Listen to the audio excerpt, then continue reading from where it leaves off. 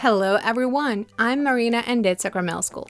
I invited today's model to show you how to do a nail fill on a ballerina shape and a baby boomer nail design. But things got a little bit twisted. Stay tuned to find out why. Let's get into it.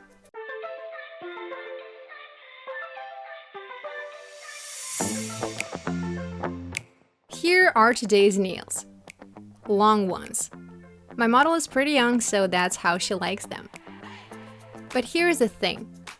These nails are curved, so there is more pressure on the free edge. As a result, there are painful cracks in the ingrowth points. One needs to have their nails filled on time, with proper nail alignment. And these nails look flat, so there were sculpting mistakes. The stress zone was not strengthened, so the nails cracked. These cracks cause a good deal of discomfort to my model. So I need to take off the coating and thin it down near the crack. Then I can file it out with the tip of the drill bit.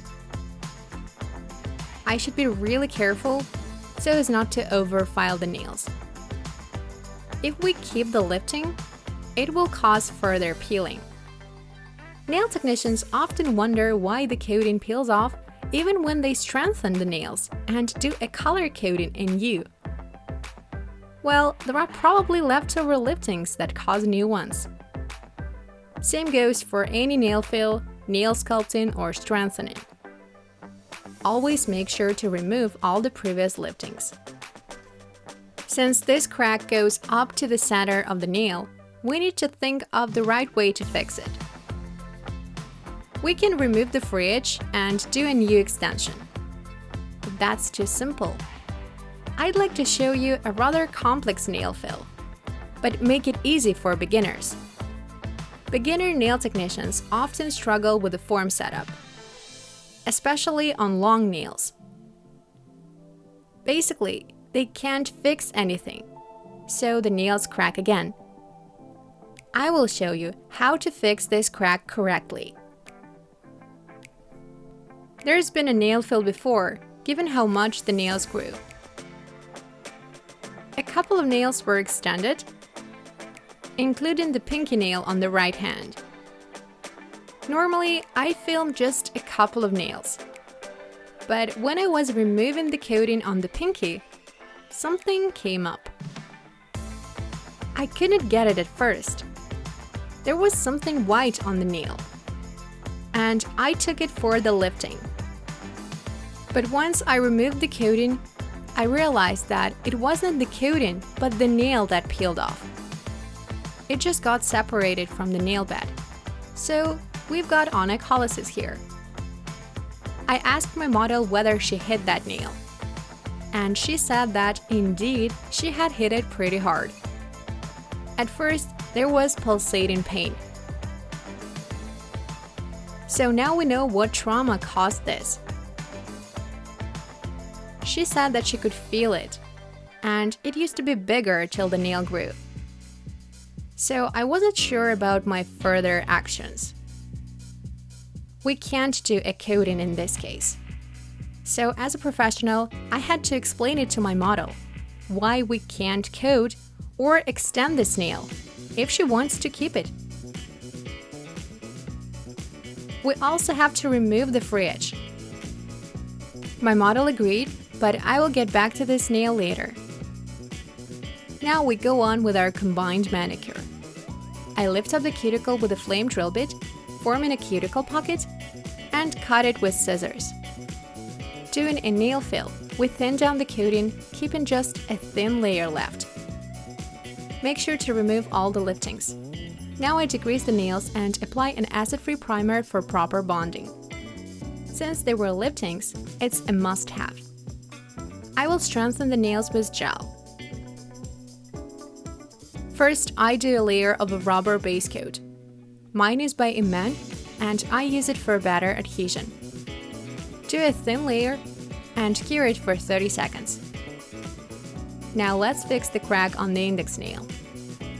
I put some fiberglass on top of the liquid base coat.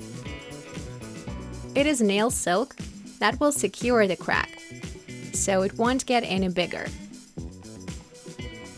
We can't just cover it up with a builder gel. It will spread further, and it may cause more discomfort and get scratchy on the inside. Securing the crack is a foolproof option. Moving on to nail strengthening. I want to do a baby boomer gradient. I think it looks amazing on a ballerina shape, so why not? For this, we need a milky gel. We'd better use a toned down white for a smooth transition to pink. I blend it out towards the center of the nail and pull it down. The index nail is curved, so I need to lift it up. I add more gel to the free edge. Again, you may argue that this nail was not worth saving, but it's not always the easiest option. We can sculpt a thicker free edge and just file it out on the inside instead of sculpting it anew. We use these nails as a base for our strengthening. Here we guide by the side view. There should be a straight line from the apex to the free edge. It shouldn't go down. That's how we lift up curved tips. So doing one layer won't be enough. For curved nails, I mean. So I add a second one. I also blend it out, a bit lower than the first one though. The free edge gets really thick. And I love working with such thick nails. It's like getting diamonds out of a stone. With proper filing, we can get beautiful and elegant nails out of these bumps. I think the transformation itself is my favorite part. Now I will slightly smooth out the nail with a carbide drill bit. Then I will touch up the shape with a file. I start with the free edge and narrow the side walls. I file them straight. As you may know, ballerina and coffin shapes are different. A ballerina shape has got rounded sides. It's an almond shape with a cropped tip. And a coffin shape has straight sidewalls. I like it better since it's more defined. So I file the sides straight here. I also lift up the lower parallels, going straight from the ingrows point. We need to lift up the curved tip. I recommend we file it out right away since it's too thick, but we could save it up for later. Just turn the hand over and form a thin tip with a carbide drill bit, moving from right to left in the forward position. I also file out the leftover gel and part of the natural nail to keep the free edge thin and elegant. It shouldn't be too heavy. I guide by the tip thickness. Do you like manicure and nail extensions? If you do, join my new online course on nail sculpting, from zero to pro, and get your certificate. The course is available worldwide. For more information, click the link in the description box below.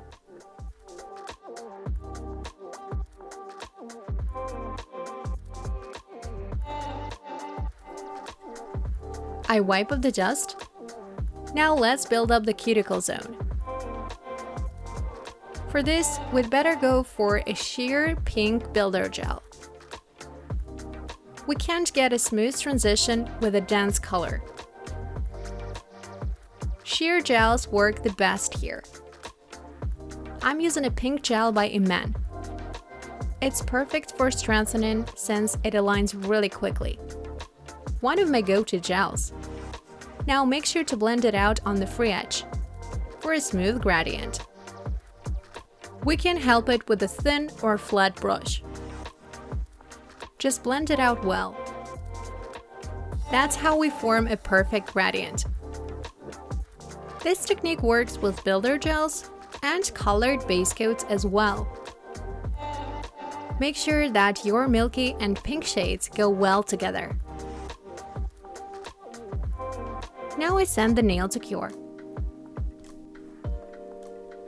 And strengthen the rest of the nails. Look at this smooth transition.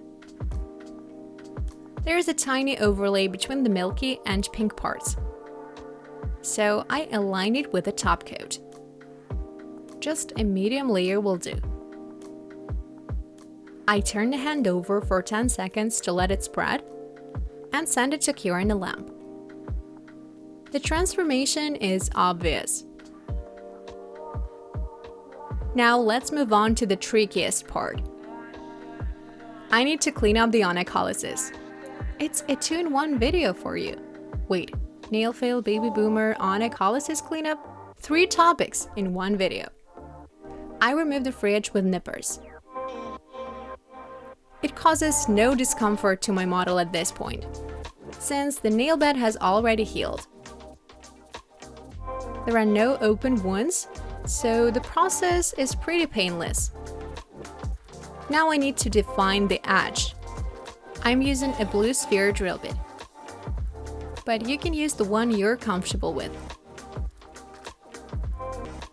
To finish it off, I process the wound with chlorhexidine to sanitize it. I top it off with some cuticle oil. It contains tea tree oil and moisturizing components to boost the healing process. I recommend my model continue rubbing this oil into the cuticle at home to quickly restore the nail plate.